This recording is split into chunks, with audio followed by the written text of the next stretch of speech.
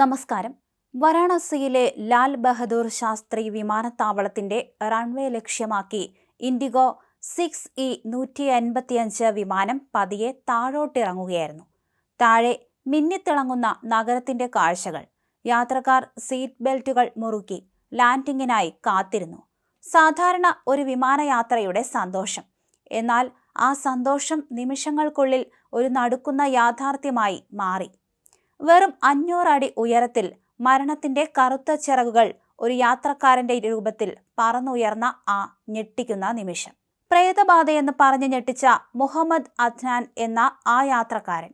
ഉത്തർപ്രദേശിലെ മൗ ജില്ലക്കാരനായ ഇയാൾ ചെയ്ത പ്രവൃത്തി ആകാശത്തിലെ ത്രില്ലർ ചിത്രങ്ങളെ പോലും വെല്ലുന്നതായിരുന്നു.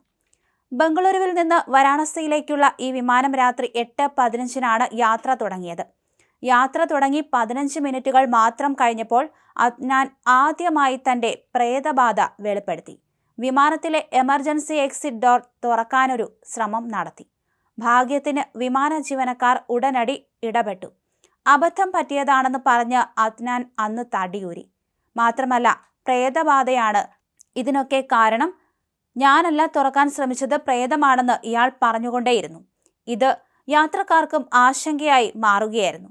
അതേസമയം വിമാനം വാരാണസിയിൽ ലാൻഡ് ചെയ്യാൻ മിനിറ്റുകൾ മാത്രം ബാക്കിയുള്ളപ്പോൾ രാത്രി 10:20ഓടെ മുഹമ്മദ് അദ്നാൻ വീണ്ടും ആ ഹാൻഡിലിൽ പിടിമുറുക്കി.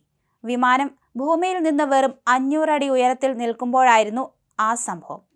പറക്കും വിമാനത്തിന്റെ വാതിൽ തുറക്കാനുള്ള ശ്രമം. യാത്രക്കാർ അപ്പോളൊന്ന് ഭയന്ന് വിറച്ചു. ചിലർ ശ്വാസമടക്കി പിടിച്ച് പ്രാർത്ഥിച്ചു. ഈ ഒരു നിമിഷം മതി ഒരു വലിയ ദുരന്തം സംഭവിക്കാൻ. ഉടൻ തന്നെ വിമാന ജീവനക്കാർ പൈലറ്റിനെ വിവരം അറിയിച്ചു.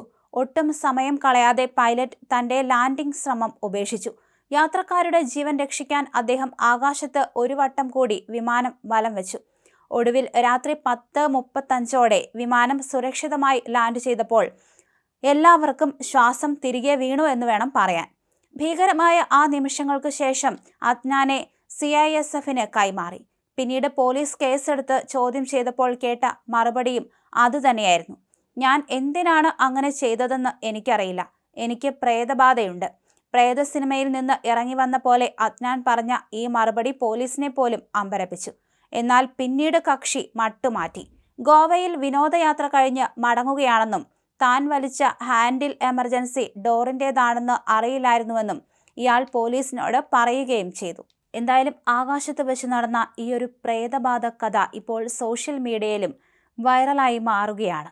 ഒരു നിമിഷം യാത്രക്കാരെ ഭീതിയിലാഴ്ത്തിക്കൊണ്ടായിരുന്നു യുവാവ് പറഞ്ഞ കാര്യങ്ങൾ. അതേസമയം വിമാനം ലാൻഡ് ചെയ്ത ഉടനെ തന്നെ യുവാവിനെ കസ്റ്റഡിയിലെടുക്കുകയായിരുന്നു.